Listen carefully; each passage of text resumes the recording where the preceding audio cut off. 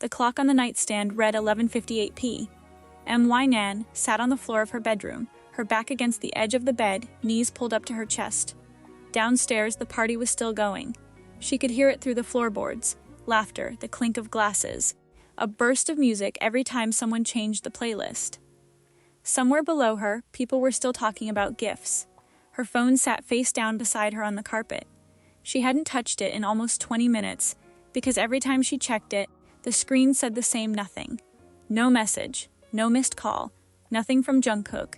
She hadn't eaten since the small plate of rice she picked it hours ago, back when she still believed someone might remember what day it was. Earlier that evening, she'd heard her stepsister's voice ring out over the noise of the party, bright and thrilled. "Jungkook Oppa sent me this." The sentence had lodged itself somewhere behind Wynan's ribs and hadn't moved since. Jungkook remembered. Jungkook always remembered. Just not her, apparently, not tonight. The clock changed to 12. Wyn looked at it for a long moment, then whispered to the empty room, "Happy birthday to me." 3 soft taps hit the window glass. She flinched, then went still. The taps came again. Careful, deliberate. She rose slowly and pulled back the curtain. Jungkook stood just outside on the narrow ledge of the garden terrace, one hand braced against the frame. His hair messy from the wind, his jacket collar turned up against the cold. In his other hand he held a small bakery box, slightly crushed at one corner from the climb. His breath fogged against the glass as he grinned at her. "You really thought I forgot?" he said, voice muffled through the window. Wynan's eyes filled instantly, but not with the relief he expected. She unlatched the window, and before he could climb through, she said 2 words. "Go away." Jungkook had come prepared for tears. He had not expected to be the reason for them. To understand how the night had gotten here, it helps to go back a few hours, to the beginning of the party that was never supposed to be about her. The house had been full since 6 o'clock, balloons taped along the staircase railing, a cake with pink frosting and Hana's name written in careful cursive, gift bags stacked on the entryway table, relatives filling every room with noise and perfume, and the particular chaos of a celebration in full swing. Wynay had come downstairs a little after 7, wearing a soft blue dress she didn't usually reach for, the kind of dress a person wears when some small, stubborn part of them is still hoping to be noticed. No one noticed the dress. Her aunt asked her to carry a stack of plates to the dining table. A cousin asked her to take a group photo, then handed her the phone and stepped into the frame without her. Her father walked past her twice, both times mid-conversation about the caterer or the cake, or where to put the extra chairs, and both times he didn't quite look at her. No one said the words she was waiting for. She told herself it didn't matter, that maybe her father was distracted, that maybe someone would remember before the night was over. Then Hana tore open a package near the gift table, gasped, and held up a set of things, a slim novel, a small tote bag, a bottle of perfume, turning them over for everyone to admire. "Jungkook Oppa sent me this!" she said again, delighted, and an aunt cooed about how thoughtful he was, how sweet, what a good future son-in-law he'd make. Weena stood at the edge of the room with an empty plate in her hands, and felt something in her chest quietly fold in on itself. She didn't say anything, she never did. She set the plate down, slipped out of the room, and climbed the stairs before anyone thought to ask where she was going. Upstairs, she closed her bedroom door and sat down on the edge of the bed, and for a while she just listened to the party through the floor, the bass of the music, the occasional wave of laughter, the sound of a house that was warm and full and had somehow forgotten she lived in it too. She checked her phone. Nothing. She thought about her father, about the version of him she remembered from when she was very small, the one who used to carry her on his shoulders through the market and write silly notes in a shared diary before bed. She thought about her mother, who she had never once gotten to meet, who died before Wynan ever took her first breath outside a hospital room. She thought about Jungkook and the promise he'd made her 2 years ago, back when they were only just starting to fall for each other.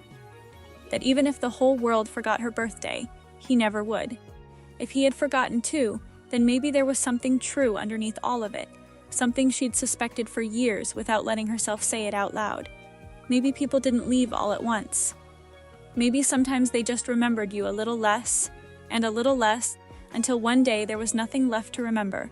She cried quietly, the kind of crying that doesn't want to be heard, her face pressed into her knees, the untouched plate of rice going cold on her desk, her birthday dress still faintly creased from where she'd smoothed it flat with her palms hours earlier, hoping, and that was where the window found her.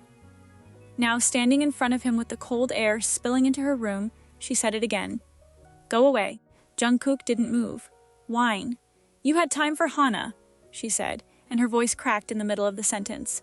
You had time to pick something out, to have it shipped, to make sure it got there before her party, and you couldn't even send me a text. For a second, Jungkook just stared at her, working through what she'd said, piece by piece, like a puzzle missing half its edges.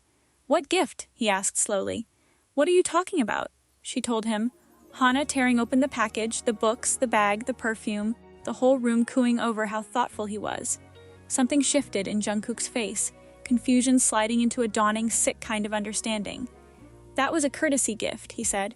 I sent it because her father's family invited me to the party, and I didn't want it to be awkward that I was coming empty-handed for her. It wasn't, why now, that wasn't your gift. Then where's mine? I sent it this morning, he said. A courier delivery, addressed to you. I checked the tracking myself. It said delivered this afternoon, signed for. Wina shook her head. I never got anything. Jungkook's jaw tightened. Someone signed for it. My dad maybe, she said, and even as she said it, something cold moved through her stomach.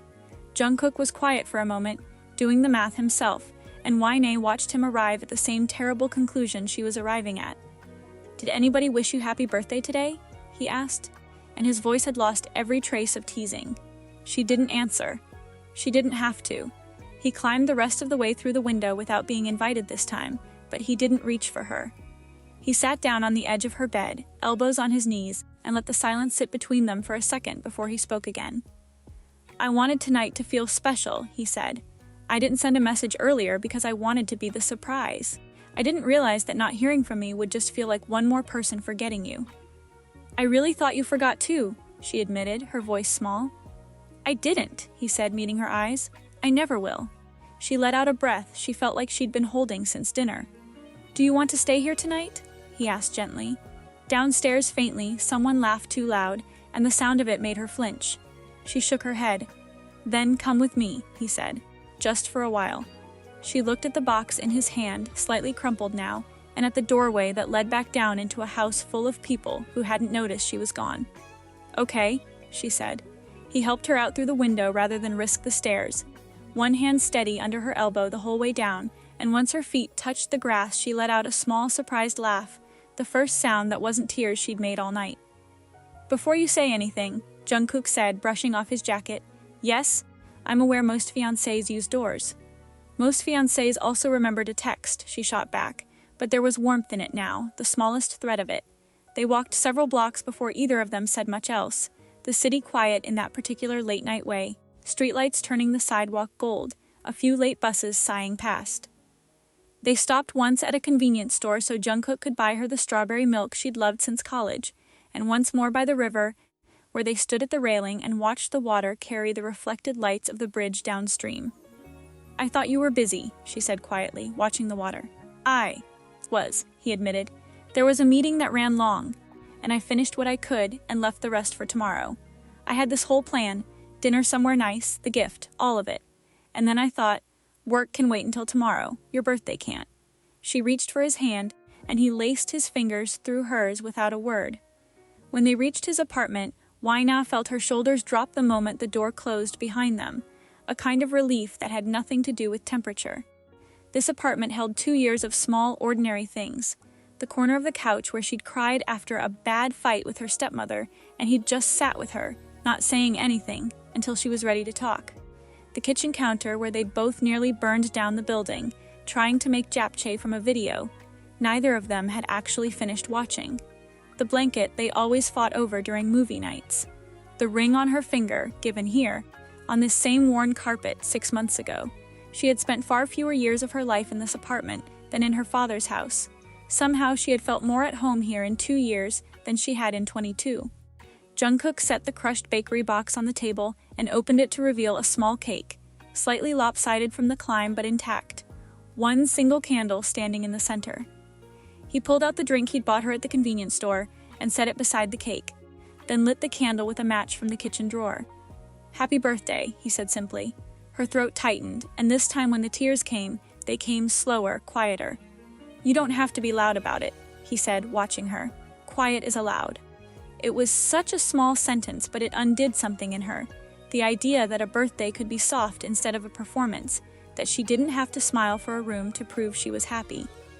After she'd made her wish and the candle had been blown out, Jungkook led her by the hand toward the far wall of the living room, where a section she hadn't noticed before had been transformed. Taped carefully across the wall were photographs, ticket stubs, a folded cafe receipt, a doodle she recognized as one she'd absent-mindedly drawn on a napkin over a year ago and completely forgotten about. There was a photo from a rainy evening when they'd gotten caught without an umbrella and laughed the entire walk home anyway. A movie ticket from their first real date, the ink almost faded now. A small handwritten caption beneath each item in Jungkook's blocky handwriting explaining why it mattered. "You kept all of this?" she asked, running her fingers along the edge of the ticket stub. "Of course I did," he said, like it was obvious. None of it seemed small to me. She stood there for a long moment, looking at 2 years of her life laid out in scraps of paper, proof that someone had been paying attention the entire time, even when she assumed no one was.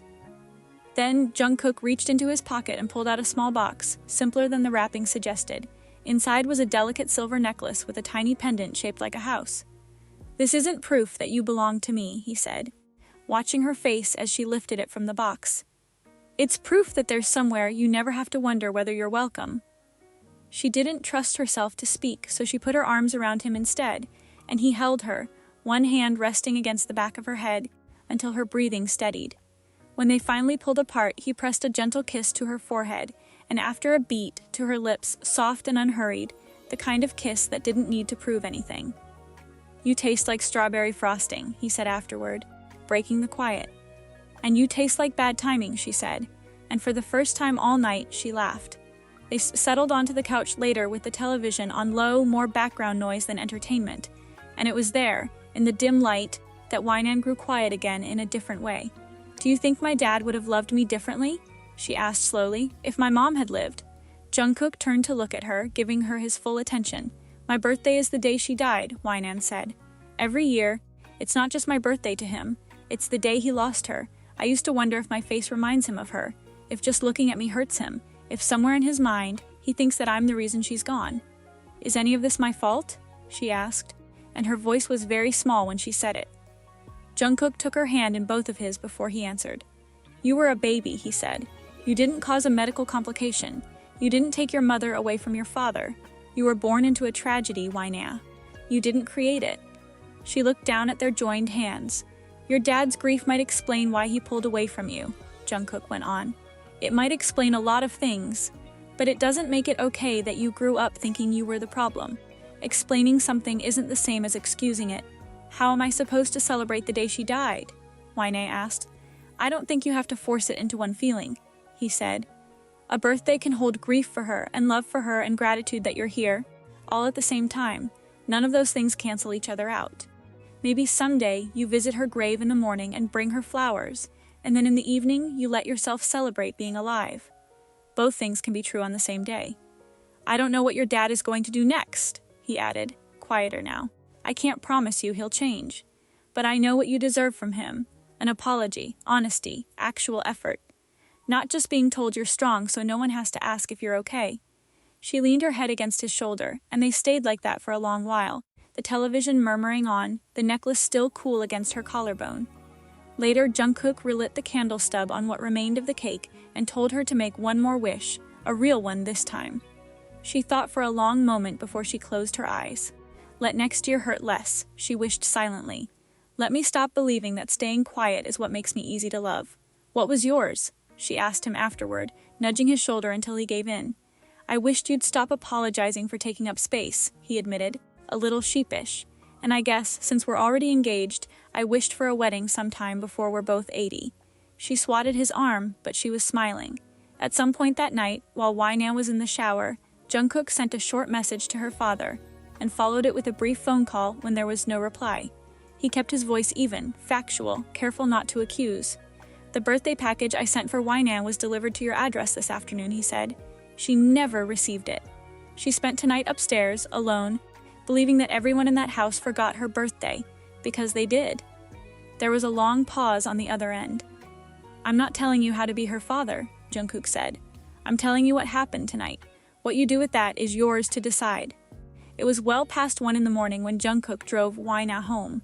The two of them quiet in the dark car, her fingers absently touching the pendant at her throat. She expected the house to be dark and silent, the party long over, everyone already asleep. The lights were off downstairs, but a lamp glowed faintly in her bedroom window. Jungkook walked her up through the garden and helped her back through the terrace, staying close by the window frame since he had an early morning ahead of him. She had barely set her bag down when her bedroom door opened. She turned, expecting no one, and found her father standing in the doorway. He was holding two things: a small package with her name on it in Jungkook's handwriting, and an old, worn diary she hadn't seen in over a decade. He set the package down on her desk first.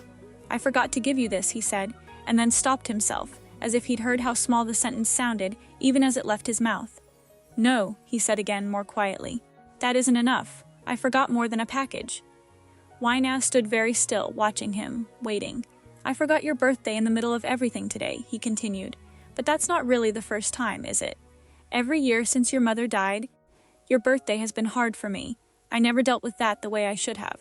I just got quieter, further away, and when I remarried, I told myself you were strong enough to handle things on your own, that you didn't need me checking in the way Hannah does. I mistook your silence for you being fine. That was my failure," he said, "not yours. You never should have had to earn my attention by being easy." Yna's eyes stung, but she didn't look away. "You did make me feel like the problem," she said, her voice steadier than she expected. "For years, like I reminded you of something you'd rather forget." He nodded slowly and didn't try to argue with her. "I know," he said. "I thought if I kept my distance, my grief would get quieter. All it did was make you think I blamed you for something that was never your fault." He held out the diary. "We used to write to each other in this," he said. "When you were small, I told you once that I'd lost it. I hadn't, I just stopped being able to open it." Yna took it from him carefully, running her thumb along the worn edge of the cover. "Can we start again?" he asked, slowly. "Only if you want to." She looked down at the diary, then back up at her father. "You have to write back this time," she said. "Actually write back." "I will," he said. "I promise. It wasn't forgiveness, not all at once, not completely, but it was something real, something that hadn't existed in that room in a very long time." Her father glanced toward the window, where Jungkook was still half perched on the ledge, trying very hard to look like he hadn't been listening to every word. "Thank you," her father said to him, simply. Jungkook nodded, and in the process of climbing back down, nearly lost his footing on the terrace railing, which broke the tension in the room, just enough for Yna to laugh through her tears. "You did this," she said to him before he left. "I may have mentioned something," Jungkook said. "Mentioned?" "Strongly mentioned," he admitted, grinning, and she pulled him into one more hug before he disappeared into the dark. The next morning, the house felt different. Not repaired, not magically whole, but lighter somehow, the way a room feels after a window has been opened for the first time in months. The diary sat on her desk beside the package, which she finally opened to find the gift Jungkook had chosen for her long before any misunderstanding. A soft cardigan in her favorite color, and tucked inside, a card in his handwriting, dated the morning before, proof that he had never once forgotten. Beside it, her father had left a short handwritten note of his own, separate from Jungkook's gift, in ink that looked like it had been written and rewritten more than once before he was satisfied. She kept the two apart, exactly as they were. One from the man who had shown up at her window, and one from the man who was only just learning how to show up at all. Downstairs, the house was quieter than the night before. Hannah was already at the table, sorting through her gifts from the party, and when she noticed Yna walk in, something shifted in her expression. "Wait," Hannah said slowly. "Was it your birthday yesterday, too?" Yna nodded. Hannah's face fell. "I didn't know. Nobody told me." "I'm sorry, Unnie." "It's okay," Yna said, and meant it. "You didn't do anything wrong." Hannah pushed the last slice of leftover cake across the table toward her, a small, clumsy peace offering, and Yna accepted it with a small smile. Her father was in the garden when she found him, coffee in hand, and for a moment neither of them said anything. "Good morning, Dad," she said. He looked up, surprised, as if he hadn't quite let himself expect her to say it. "Good morning," he answered. They sat together for a while after that, talking about small, ordinary things. Breakfast, an old drawing she'd found tucked into the diary, a mention of her mother that didn't come with the usual silence that used to follow her name. He listened more than he spoke, which was new, and she let herself notice it. Later that afternoon, her phone buzzed with a message from Jungkook. "Did the birthday girl smile today?" it read. She looked out at the garden, at her father sitting a few feet away with the newspaper he wasn't really reading, and typed back, "A little." "I'll take it," Jungkook wrote back, and she could picture the exact grin on his face as he typed it.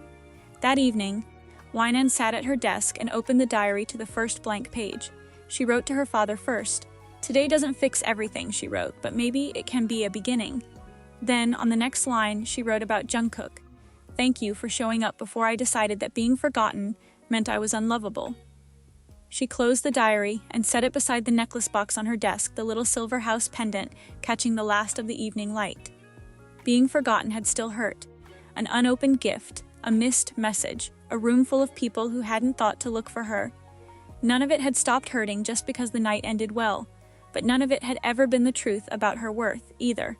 That birthday hadn't erased years of silence, or fixed a father who was only just learning how to show up.